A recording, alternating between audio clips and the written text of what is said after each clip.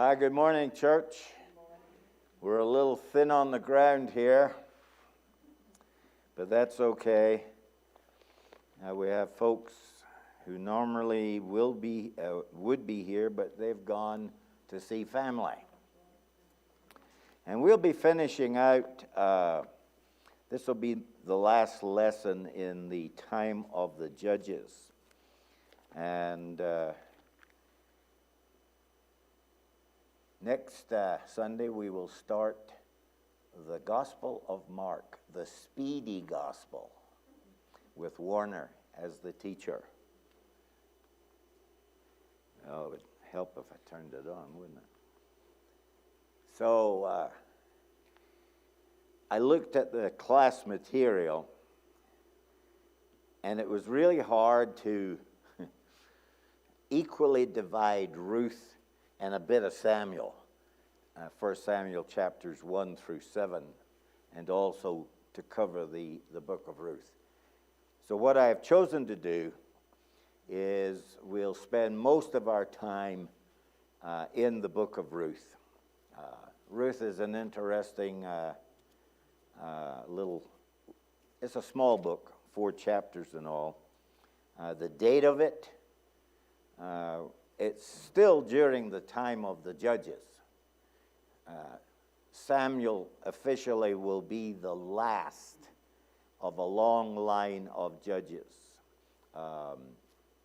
Samuel being considered as a judge, considered as a priest, considered as a prophet. And the way it goes is that Samuel would actually be the first prophet in the time of the Judges after Moses. So, well, the story of Ruth, it's a little tiny jewel. It's a wee jewel against a dark background of the time of the Judges. Everybody was doing their own thing in those days.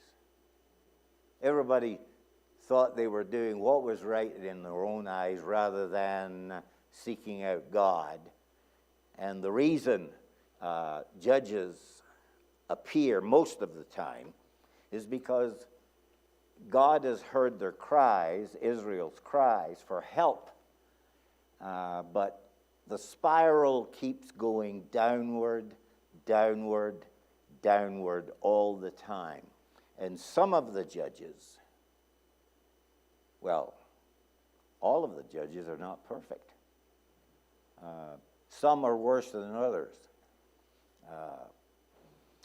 So, in those days there was no king, according to Judges 17 and 6 and Judges 21 and 25. Good morning. There was no king. And of course, the clamor for a king during the days of Samuel. And he goes away in a huff. And God says to him, Samuel, as we would say in Ireland, catch yourself on, boy. They haven't rejected you. They've rejected me, God says, from being king over them. So there is rebellion, there is repression, there is a time of repentance because a judge has appeared, and there is a period of restoration and peace. And as we have studied in the book of Judges, sometimes it's a short, really short period of peace because guess what? Israel continues to do that which was evil in the sight of the Lord. I really don't understand how a people like this could have so much exposure to God and yet choose to do evil. I think it was a problem with their memory. They just didn't get it. So, the period of Judges ends with Samuel. Well, the book of Ruth. There are some key points I want to draw in the book of Ruth, and then we will, if we have time, we'll put together what was happening in those 7 chapters, the first 7 chapters of 1 Samuel. The book of Ruth, key turning points, chapter 1, the first 18 verses. And then chapter 1 is Naomi's little bit, verses 19 to 22, dealing with bitterness and loss. And then chapter 2, verses 1 through 7, someone says, don't pick up everything in the field. Leave something around the edges. And then chapter 2, verses 8 to 23, is the topic of the Kinsmen Redeemer. In the book of Leviticus, there is a provision for a levirate marriage when a husband dies and the kinsman redeemer comes in to protect that individual and to give them shelter, to give them a family instead of the dead person. And then Ruth chapter 3 is something happens on the threshing floor. And it's not in a building necessarily. It could be something out in the field, a big circle, where they flail the wheat. And then Ruth chapter 4 is when responsibility starts knocking at your door. Number 1 is a turning point, is turning away from God. That has to do with Naomi's husband and the family who, well, the 2 sons, they leave Israel because of a famine. And they go into enemy territory, which is Moab. And Moab, time and time again, has been a problem for Israel. But here they are, they have turned away from God. And repeatedly, I want to make this point, repeatedly, when someone moves in this direction, the eastward direction in the Bible, it always has something to do about moving further away from God.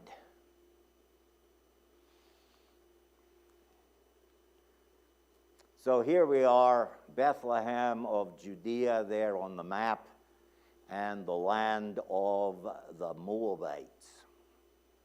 Elimelech took his family across the Jordan.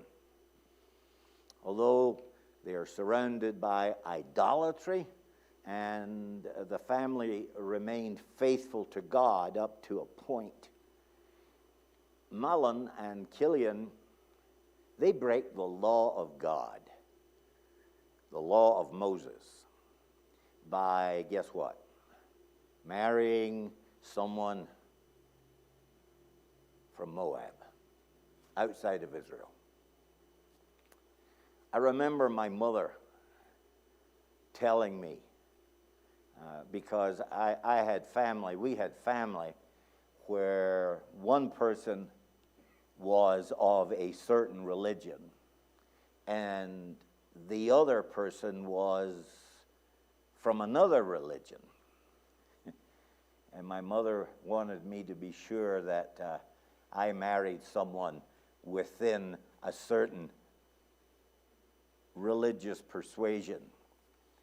And she pointed to the difficulties that existed between what happens when 2 people marry and they come from different faiths.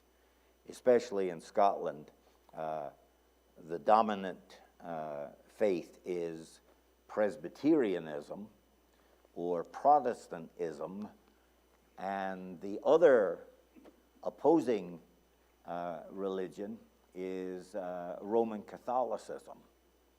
And so that was a difficulty in our family, and remains so. But it's not always the case. But Malin and Killian, they should have known better. But they take Moabite brides and they marry. There is intermarriage with foreigners. Deuteronomy 21 verse 10 begins by saying this: when you go to war against your enemies and the Lord your God delivers them into your hands and you take captives. If you notice among the captives a beautiful woman and are attracted to her, you may take her as your wife. Who knew? Continuing in Deuteronomy 23, using the NIV, no Ammonite or Moabite or any of his descendants may enter the assembly of the Lord, even down to the 10th generation. Continuing in verse 4 of Deuteronomy 23, and it's Moses who is doing the writing, we believe. For they did not come to meet you with bread. The Moabites didn't come and do oh, we're glad to see you. Here's some salt. Here's some bread. It was a custom. They didn't come to meet you with bread and water on your way when you came out of Egypt. And they hired, remember, Balaam, son of Beor from Pethor. Try and say that 10 times. He came from Aram Naharaim. He says to pronounce a curse on you. So here are Ruth's in-laws and the husband's structure. You have Elimelech who dies. He's married to Naomi. So her husband is gone. And here she's thinking, well, I've got Killian and Malin. But those two sons also die. They have married foreigners, Orpah and Ruth. Ruth being married to Malin. So, at the end of the day, we know that Ruth is going to marry Boaz, but as the book opens up to us, the story unfolds like peeling back layers of an onion. There's more to the whole story. We come to a point where Ruth and Naomi leave the two Moabite women, they're her daughters-in-law, and they stay or go back somewhere, back to their families, and they make the trek back to Israel. So it's a turning back to God. So now they're going west. They went east, which is sometimes indicative of leaving God. Turning west is walking or coming back to God. So repeatedly when one moves westward in the Bible, it is a good move. It is a movement towards God, getting back to God. So here you have on the map them leaving Israel, and they go through some pretty harsh territory, the Negev.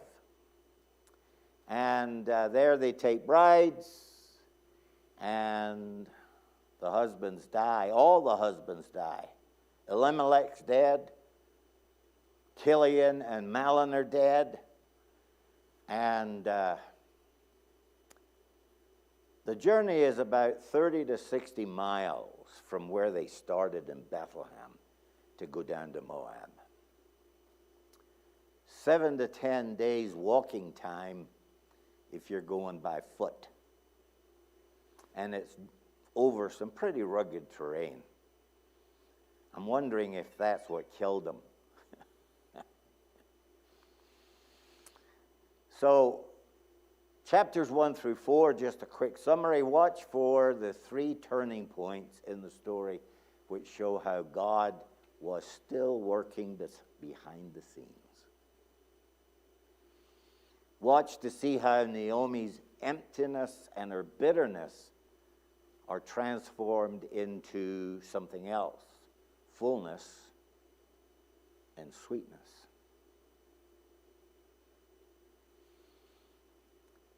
The bitterness happened because they went outside of Israel towards Moab. The sweetness and the fullness will return at some point in the book of Ruth for Naomi. So, Naomi 1 and 18, or Ruth and 1 and 18, Ruth says to Naomi, wherever you're going, I'm going. She was different. She was different than...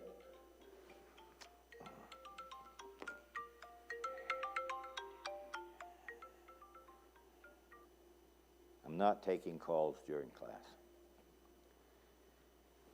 For where you go, I'll be going. There's something about Ruth that's different. She is a Moabitess.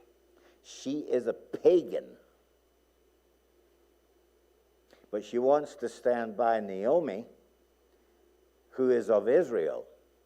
And so they're going back to Bethlehem. Interesting about Bethlehem, isn't it?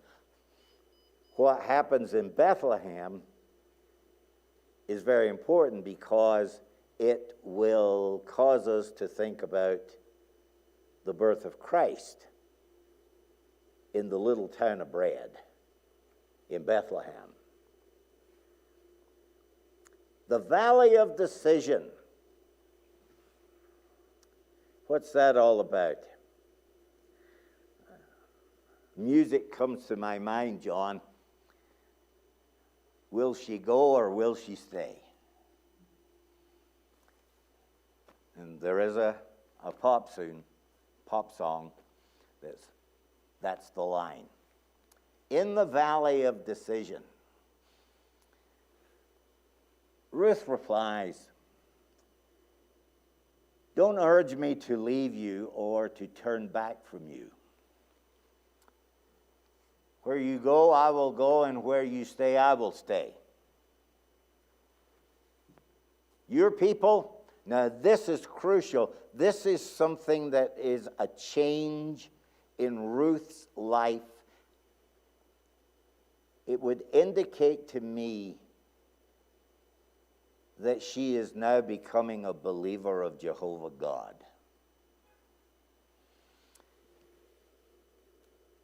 Your people will be my people. Your God will be my God. And there I will be buried. May the Lord deal with me, be it ever so severely, if anything but death separates you and me. Wow. I don't know what the period of time is, but we do know that we're still in that period of the judges where everybody is all messed up. Where did Ruth, what example did she receive from her sons, from her husband, her late brother-in-law, and her late father-in-law? Was it more to do with Naomi's faith at the start, before those deaths occurred? So Ruth makes a commitment. And you know, that is something that happens in a lot of marriage ceremonies. That little quote there. Wherever you go, I will go. Your people will be my people, and your God will be my God. In 1 Kings chapter 18, the first section of that verse, it was Elijah who came near to all the people and said, "So how long will you go limping between two different opinions, two different decisions? If the Lord is God, follow him. But if it turns out that it's going to be Baal, then follow him." What was it that Joshua did? He says, "As for me and my family, we will serve the Lord." And Joshua knew full well how fickle Israel was from time to time. Joel 3:14 makes me think about what's going on down there in Moab. Ruth to Naomi and Orpah to Naomi.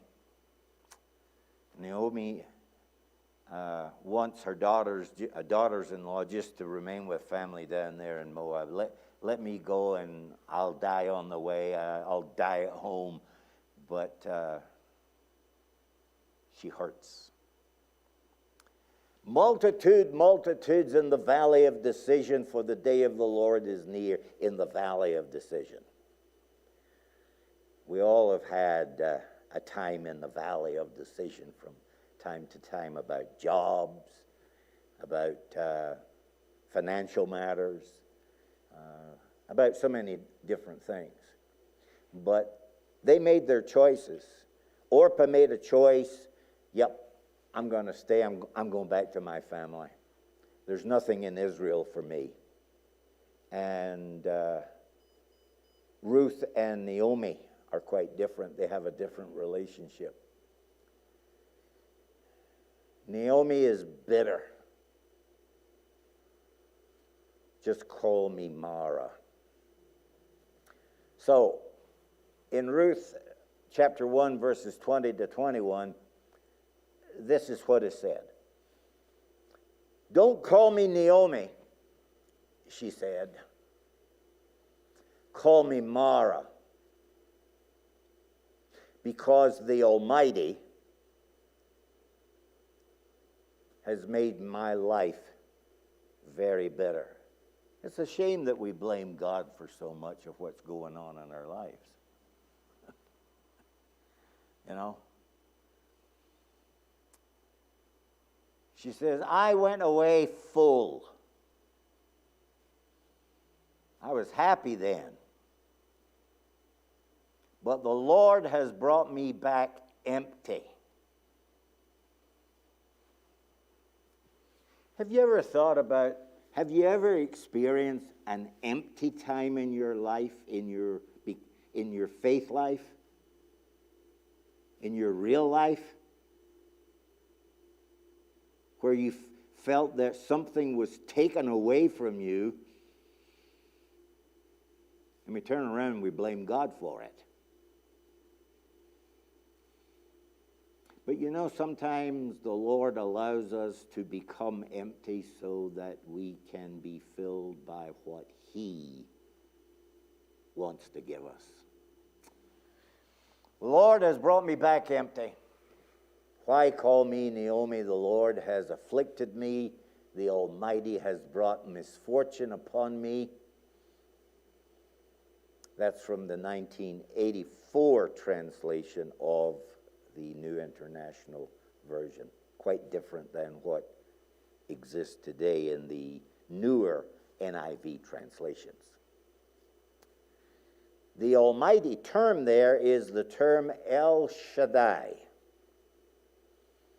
It is the name used of God when speaking about our weaknesses. Don't call me Naomi anymore. So God starts to work in their lives. In fact, God has been working in their lives all along. You know, we're really pleased to praise God when things go right. But we're not so keen in praising God when things go south.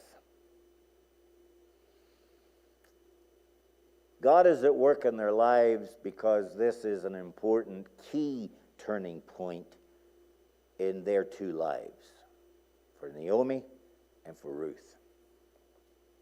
Naomi and Ruth arrived back in Bethlehem in the little town of bread. And they are there at the beginning of the barley harvest. Is this just happenstance? Is this a coincidence?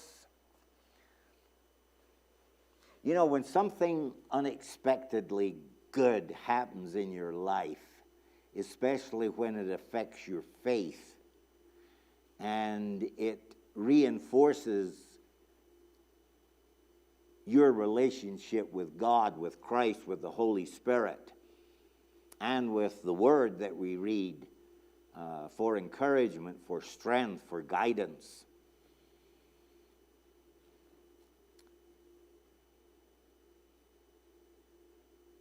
God works in strange and mysterious ways, and when those unexpected, almost serendipitous, boy, try and say that 20 times. A serendipity is an unexpected blessing. We turn and we say, oh, that's a God thing. But do we say that's a God thing when we experience bitterness? Is it a God thing to bring us back to be filled by God in a certain way that we never thought possible? So even at your lowest point, God has not abandoned us. He is already at work bringing about your restoration, your reviving. Revive us again. Boaz is the Goel. It's a Hebrew word. It means the Kinsmen Redeemer. According to Leviticus 25 and verses 23, 24, and 25, the land must not be sold permanently because the land is mine and you are but aliens and my tenants, your sojourners. Throughout the country that you hold as a possession, you must provide for the redemption of the land. Redemption of the land? Who thought the land could be redeemed? We always think in terms of it's human beings who get redeemed. Everything is redeemable. It says, if one of your countrymen becomes poor and sells some of his property off, his nearest relative is to come and redeem what his countryman has sold. Kinsmen Redeemer.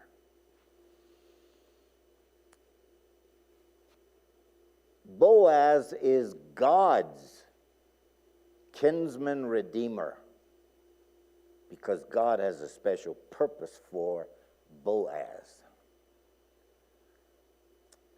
A levirate marriage provision, Deuteronomy 25, verses 5 through 6. If brothers are living together and one of them dies without a son, his widow must not marry outside the family. Her husband's brother shall take her and marry her and fulfill the duty of a brother-in-law to her. The first son she bears shall carry on the name of the dead brother so that his name will not be blotted out from Israel. That is the purpose of a levirate marriage. Boaz is Ruth's Goel. He is her Kinsmen Redeemer. He's the guy that's going to come and save the day. Because both brothers died, Ruth has the right to approach the nearest relative of Elimelech, not the nearest relative of Naomi, to ask for redemption of the family land and a levirate marriage under those stipulations. It's all about legacy. It's all about, God says, the cattle on 1,000 hills belong to me, including the hills. You know, when we think about our possessions, everything that we have, God has provided. And yet we think, oh, I did that. I did that on my own. Yeah, you can say that, but the truth is, you didn't do it on your own. The nearest relative was not obliged to fulfill either request under the law. When Boaz negotiates with the nearest relative, he points out the twofold duty. That is to, number one, redeem the land, to keep the land in the family, to keep the land in Israel, and to take Ruth to raise as an heir to that land. Here is a famous painting, circa 1847, Victorian, of course. The gleaners of leftovers in the field. I love that picture. I'm sure we've all seen it from one time or another. Ruth 2 and verse 3. We'll get to that. In Leviticus chapter 19, verses 9 through 10, when you reap the harvest of your land, this is Moses being directed by God, do not reap to the very edges of your field or gather the gleanings of your harvest. Do not go over your vineyard a second time or pick up the grapes that have fallen. So this would be hard for a Scotsman to obey. Leave them for the poor. Leave them for the alien. And I am a bona fide alien. I do still have my green card. Says I am a resident alien, Josh. So don't hold that against me. And I do believe I won't have to show my green card to Peter or to God about heaven. I am the Lord your God. So they had a duty to leave certain areas for the poor and the alien to live, to survive. Ruth 2 and 20 says, here's God at work in Naomi's life, a turning point for her. The Lord bless him, Naomi said to her daughter, that is about Boaz. He has not stopped showing his kindness to the living and to the dead. Boaz is such a guy where, he just won't give you a bag of rice or a bag of wheat. Didn't he tell Ruth to pull up her apron, and he wanted to fill it to overflowing? Isn't that the way God blesses us? He doesn't hand out his grace through a little eyedropper thing. God pours out his grace, pours out his love. Boaz is the man who pours his blessings on others, and in particular, someone like Ruth. A stranger, yes, but now in the fold of Israel. She is a convert. She is, Beth, maybe a proselyte, yes? And there would be a process for that too. Those who would be proselytes would be baptized in a certain manner to bring them into the fold of Israel. So said, the Lord bless him, said Naomi to her daughter-in-law. He has not stopped showing his kindness to the living and to the dead. He's not stopped doing that to us. That man is our close relative, but not closest. He is one of our kinsmen redeemers. He's the guy, well, in fantasy land, would be the prince on a white horse. But there's no mention of him being a prince, and there's no mention of a white horse. Here's a depiction of a typical threshing floor at that time, and yea, for thousands of years.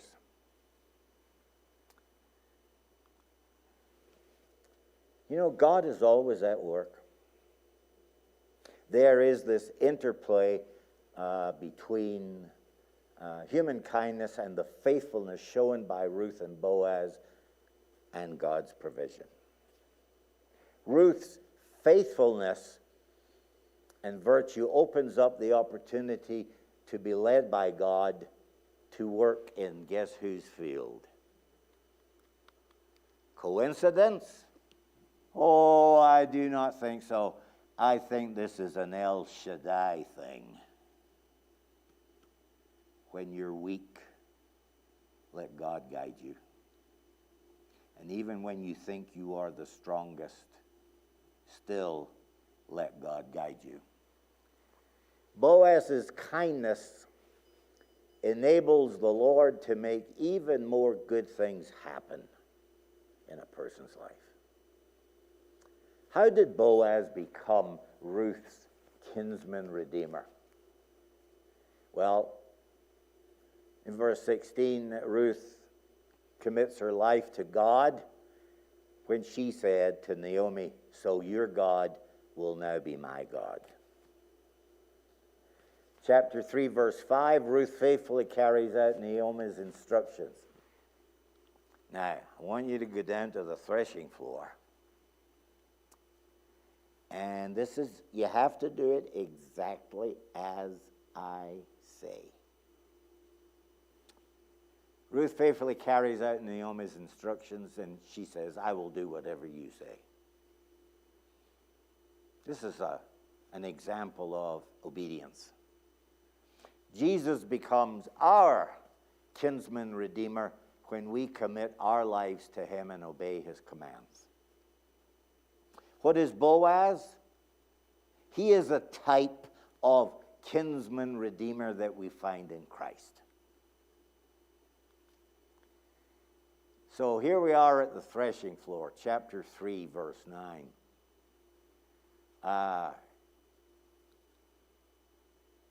She disturbs him. He's worked all day. He's tired. He's dirty. Why is he sleeping there on a pile of grain? Don't want anybody to steal anything. Remember in the book of Judges how the Moabites and the others would come and steal the crops and everything in the land. They would strip it bare. He wakes up and he says, "Who are you?" he asked. And Ruth says quietly, "I am your servant Ruth," she said. And this is interesting. "Spread the corner of your garment over me." What's that all about? It's freezing here. No, it has nothing to do with weather. Spread out the corner of your garment like God spreading out his wings over his children. Spread out the corner of your garment over me, since you are a kinsman redeemer. Well, how did she know that? Well, It goes back to Naomi. So the symbolic gesture of uncovering the hem, Ruth chapter 3, verses 4 through 9. The corner of your garment is all about the hem of the garment. Remember the woman who had the issue of blood? What was the area of the garment that she touched? And when she touched it, it was like electricity leaving Jesus through the hem of his garment into the woman that healed her, but it is also symbolic of her faith. The woven pattern of the hem was always unique to a certain person. It identified who they are and where they came from. Asking to be covered by the man's hem was symbolic of asking to come under the protection and of his care. Boaz understood immediately Ruth was asking him to be her kinsman redeemer.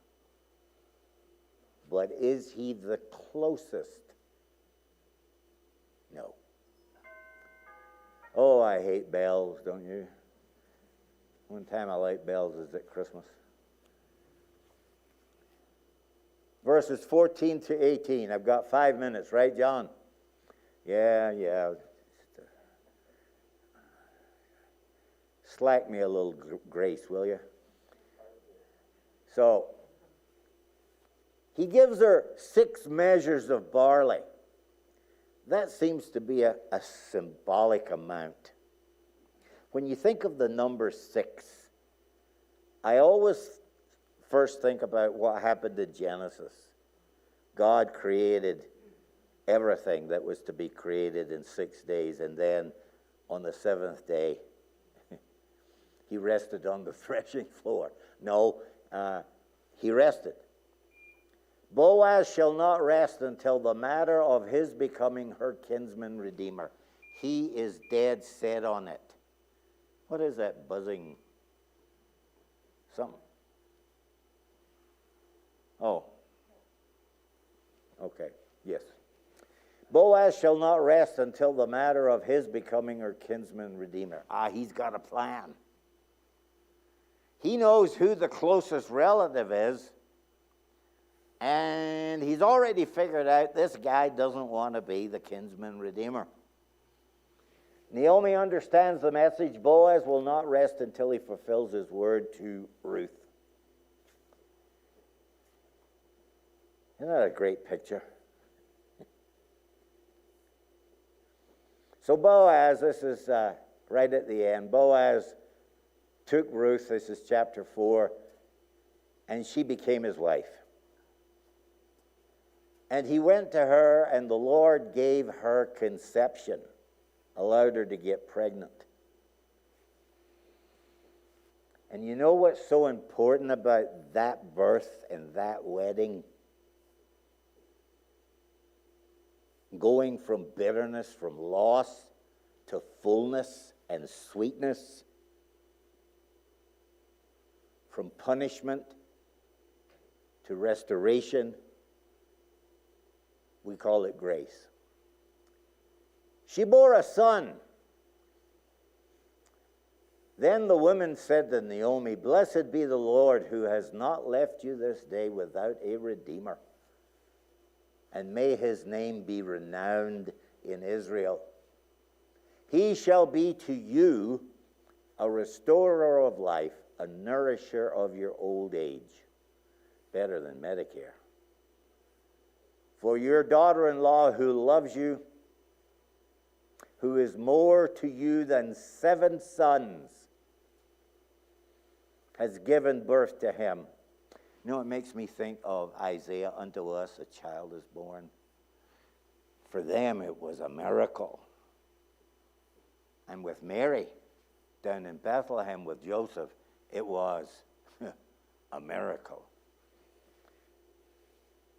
And then Naomi took the child and laid him on her lap and became his nurse. In other words, she looked after her, after the boy. And the women of the neighborhood gave him a name, saying, "A son has been born to Naomi," and they named him Obed, which means a servant of God. He was the father of Jesse, the father of David. And you only have to read the genealogy of Christ to understand that God has indeed been working behind the scenes. I'm going to stop there, church. We didn't even get to Samuel, but that'll be another study and another day, okay? I hope you're happy with that. Thank you.